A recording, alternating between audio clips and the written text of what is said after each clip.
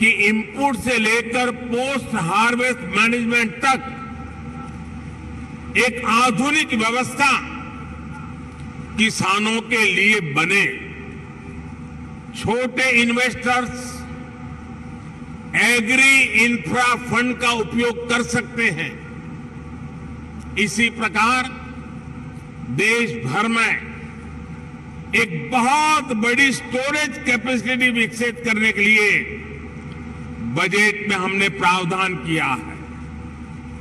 ये भी छोटे निवेशकों के लिए बहुत बढ़िया मौका है।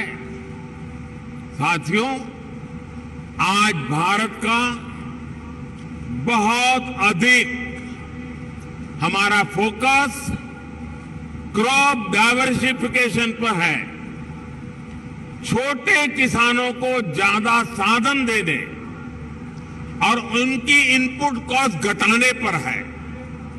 इसलिए नेचुरल फार्मिंग की तरफ हम तेजी से बढ़ रहे हैं। यहां यूपी में गंगा के किनारे दोनों तरफ 5 किलोमीटर क्षेत्र में नेचुरल फार्मिंग शुरू हो गई है। अब इस वर्ष के बजट में हमने किसानों की मदद के लिए 10,000 बायो इनपुट रिसोर्स सेंटर बनाने की घोषणा की है। ये नेचुरल फार्मिंग को और अधिक प्रोत्साहित करेगा। इसमें भी प्राइवेट एंटरप्रेन्योर्स के लिए इन्वेस्टमेंट की अनेक संभावनाएं हैं। साथियों, भारत में एक और नया अभियान हमारे मिलेट्स को लेकर के शुरू हुआ है। भारत के ये मिलेट्स आमतौर पर लोगों की भाषा में उसको मोटा अनाज कहते हैं। अब उसकी कई वैरायटीज है। विश्व बाजार में उसकी एक पहचान बने, इसके लिए आपने बजट में सुना होगा, हमने इस मिलेट्स को, मोटे अनाज को एक नया नाम दिया है, श्री अन्न। ये श्री अन्न जिसमें न्यूट्रिशन वैल्यू बहुत अधिक है। ये सुपर फूड है। जैसा श्रीफल का माध्यम है, महात्मय है, वैसा ही श्री अन्न का भी महात्मय बनने वाला है। हमारे ये प्रयास है कि भारत का श्री अन्न ग्लोबल न्यूट्रिशन सिक्योरिटी को एड्रेस करे। दुनिया इस वर्ष को इंटरनेशनल ईयर ऑफ मिलेट के रूप में भी मना रही है। इसलिए एक तरफ हम किसानों को श्री अन्न के उत्पादन के लिए मोटिवेट कर रहे हैं, वहीं दूसरी तरफ इसके लिए ग्लोबल मार्केट का भी विस्तार कर रहे हैं। फूड प्रोसेसिंग सेक्टर से जुड़े साथी रेडी टू ईट और रेडी टू कुक श्री अन्न के प्रोडक्ट्स में संभावनाएं तलाश सकते हैं और मानव जाति की बड़ी सेवा भी कर सकते हैं। साथियों, उत्तर प्रदेश में एक और विषय में बहुत प्रशंसनीय काम हुआ है। ये काम एजुकेशन और स्किल डेवलपमेंट से जुड़ा है। महायोगी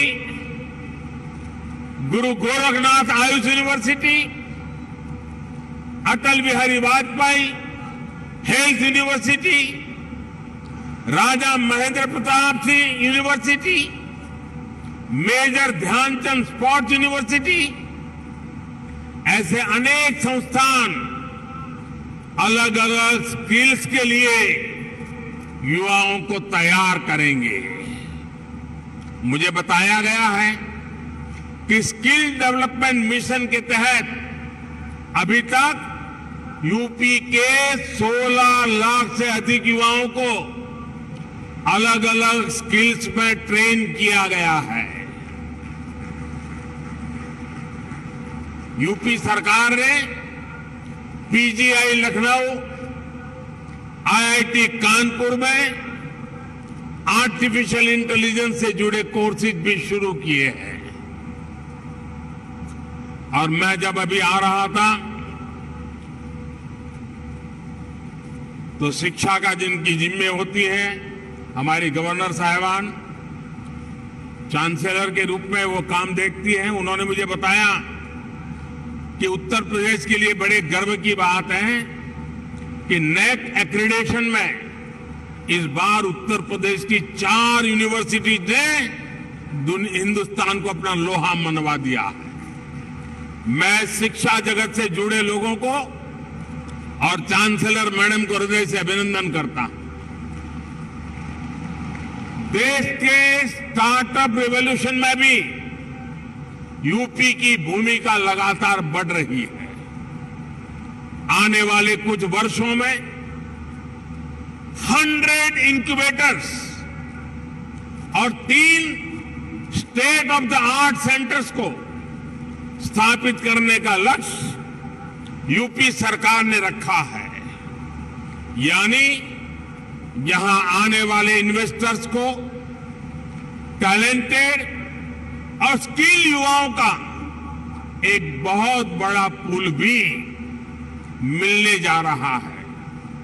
साथियों, एक तरफ डबल इंजन सरकार का इरादा और दूसरी तरफ संभावनाओं से भरा उत्तर प्रदेश, इससे बेहतर पार्टनरशिप हो ही नहीं सकती।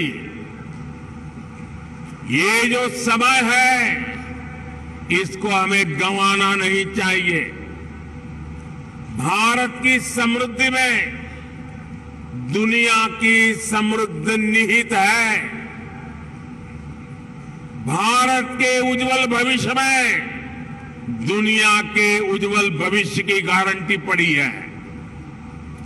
समृद्धि की इस यात्रा में आप सबकी भागीदारी बहुत ही महत्वपूर्ण है। ये निवेश सबके लिए शुभ हो, मंगल हो, इसी कामना के साथ इन्वेस्टमेंट के लिए आगे आए हुए देश और दुनिया के सभी इन्वेस्टर्स को मैं अनेक अनेक शुभकामनाएं देता हूं और उत्तर प्रदेश के एमपी के नाते मैं आपको भरोसा देता हूं कि उत्तर प्रदेश की आज की सरकार, उत्तर प्रदेश की आज की ब्यूरोक्रेसी प्रगति के राह पर दृढ़ संकल्प होकर के चल पड़ी है। वो आपके सपनों को साकार करने के लिए, आपके संकल्पों को सिद्ध करने के लिए पूरे सामर्थ्य के साथ अग्रदूत बन करके आपके साथ खड़ी है। इसी विश्वास के साथ मैं फिर एक बार देश और दुनिया के इन्वेस्टर्स को हमारे उत्तर प्रदेश की धरती पर निमंत्रण करता हूं, स्वागत करता हूं। बहुत बहुत धन्यवाद।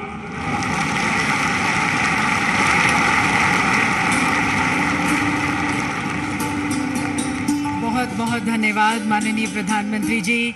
सभी क्षेत्रों पर और